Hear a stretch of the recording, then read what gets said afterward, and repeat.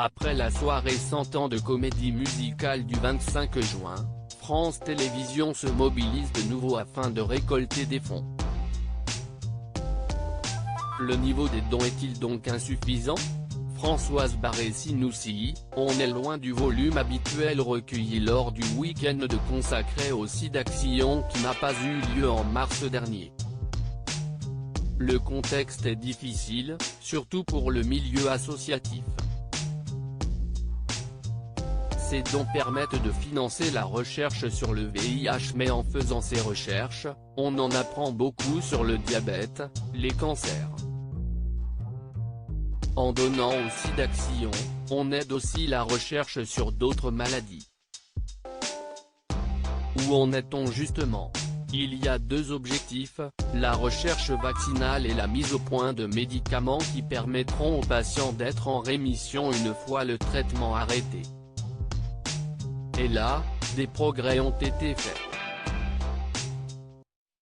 Qu'en est-il du vaccin contre le VIH? Depuis 10 ans, on a pu obtenir des anticorps capables de bloquer la maladie.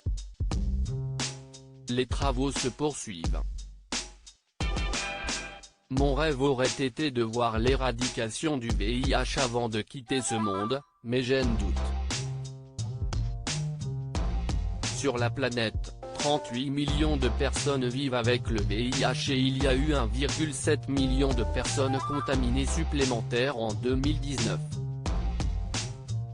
Les messages de prévention doivent-ils s'adresser d'abord aux jeunes? 13% des nouvelles infections concernent des moins de 25 ans. Chez eux, on assiste à un très net relâchement, ils n'ont pas l'impression qu'on les informe et 25% d'entre eux pensent qu'aujourd'hui on guérit du sida. Pourquoi parle-t-on déjà d'un vaccin anti-Covid alors que pour le sida aucun vaccin n'a été trouvé en presque 40 ans? Parce que ce n'est pas le même virus. La Covid est une infection aiguë alors que le VIH est chronique et affecte les défenses immunitaires. L'actuelle pandémie a-t-elle eu un impact sur les travaux des chercheurs? Certains ont levé le pied pendant le premier confinement, faute de pouvoir se rendre à leur laboratoire. D'autres se sont mis à travailler sur la Covid, leur expérience peut être bénéfique à la recherche sur le SARS-CoV-2.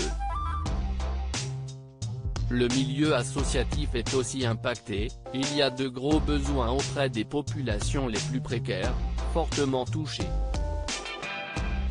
Cela a-t-il été facile de succéder à Pierre Berger à la tête du SIDAction?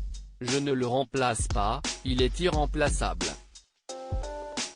Mais avec mon vécu, je ne me voyais pas refuser la proposition.